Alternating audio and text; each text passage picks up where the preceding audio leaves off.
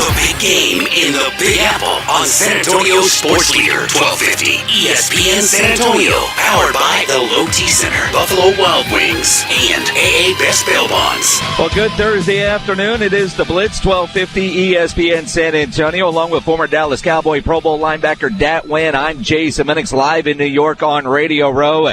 We start the show with the guy that's going to clear the holes for the rest of the way, Christian Okoye, the Nigerian Nightmare, joining us now. And, you know, Radio Row is a crazy experience, is it not? Man, it's crazy, but it's fun, though. You get to see everybody in one room.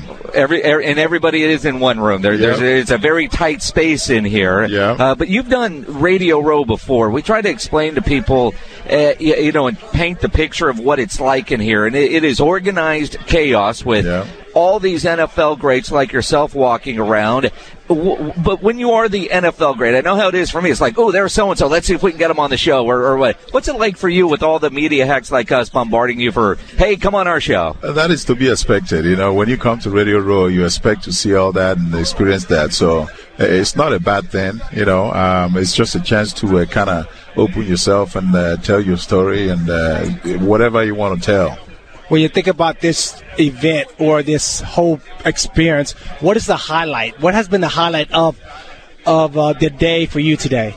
Today is just getting to see some of those guys that I don't get to see throughout the year. You know, coming to Radio Row is when I get to see some of them, or most of them anyway. Ed Jones, I don't see him but once a year. You know, Eric Dickerson, I see him all the time. I talk to him every day. But, I got to see him today, and Marcus Allen, you know.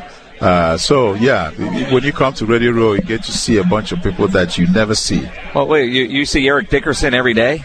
He lives in L.A. Is that the same neighborhood as Justin Bieber? That's exactly what I was thinking. The Biebs is your neighbor? No, it's not my neighbor. I don't live close to them. Get off my lawn, Biebs. No eggs.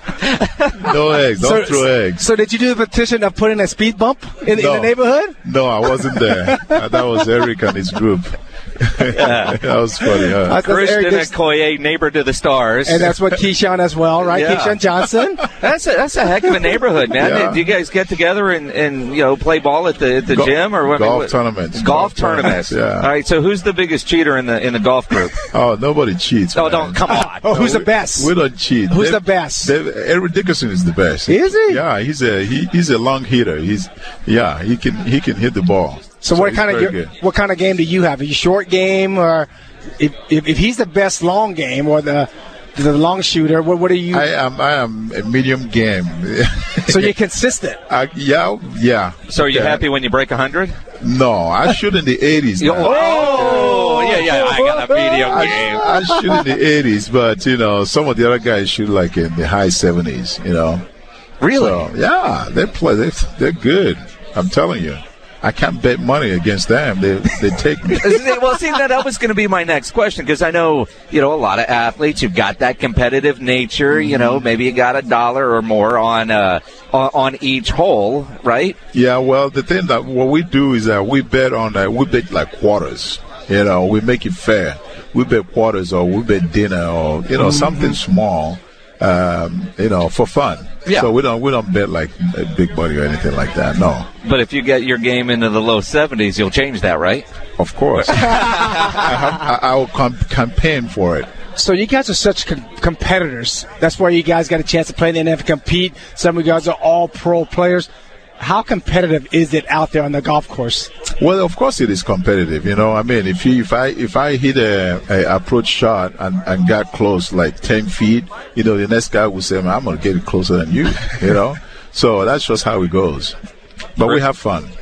Christian Okoye, the Nigerian Nightmare, with us here, courtesy of BrownDodge.com on Radio Row. You think about the way you used to run the football, and I mean, you just violent. They call Marshawn Lynch beast mode. Yeah. You started that. I mean, that's how you ran.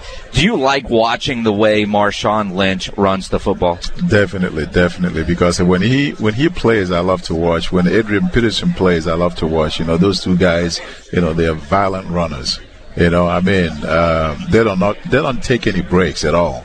some running backs take breaks, but those two guys, they mean business when they're playing. Well, and you talk about running backs that take breaks. We're in San Antonio. We follow the Cowboys heavily, obviously, in the Houston Texans.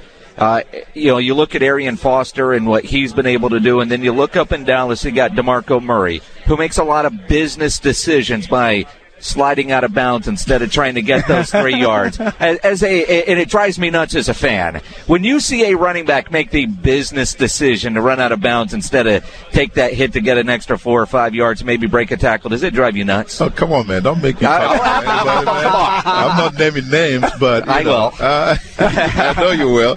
But, hey, sometimes it depends on the player, man. I don't know. I can't really, discredit him. But those two guys I just mentioned, they don't run off the field.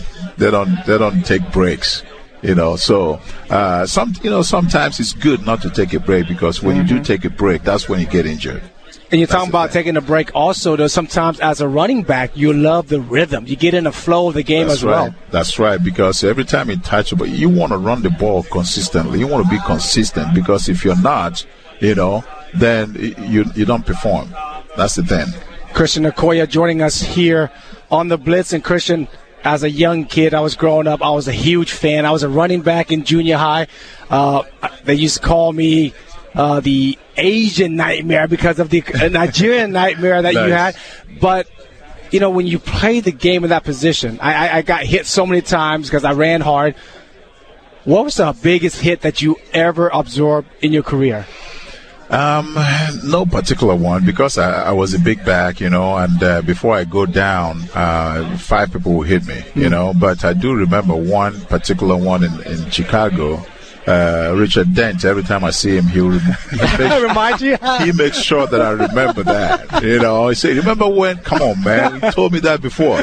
But I was coming around the corner, and he hit me so hard, one side of my face was numb for a few minutes. Wow. Oh, yeah, definitely. But, that's part of the game. It is part of the game. It's the unfortunate part of the game. And how's your health now? I know you're doing a lot of work with Past and PastUSA.com. Are you having issues? Well, I was having issues. When I left the game, one of the reasons why I wore the high shoulder pads was because of my neck. I was having a neck problem. But after I left the game, I had a neck surgery. Now I walk around with 2 titanium rods in my spine with 16 screws holding it, in there. So my neck is fused. But I'm here to talk about Past and direct people to their website, pastusa.com. I want people to go over there and see the web series that GQ just completed on former ball players and the struggles they're going through. And Past itself is a group that was put together by Dr. William Focasio here in New Jersey. He put together 18 physicians specializing in different areas of medicine. And what they do is try to help former ball players, with their health problems. Sometimes a guy would need a knee surgery, and he doesn't have the money to, pay for it because of the pre-existing thing. But Pass is able to help him out. So I'm here to promote that group. Well, again, the website, PastUSA.com. Christian Okoye, the Nigerian Nightmare. Fun stuff. Work on your golf game, man. I'm trying. That's awesome. Appreciate you stopping by. Thank you. Thanks for having me. Great way to start the show.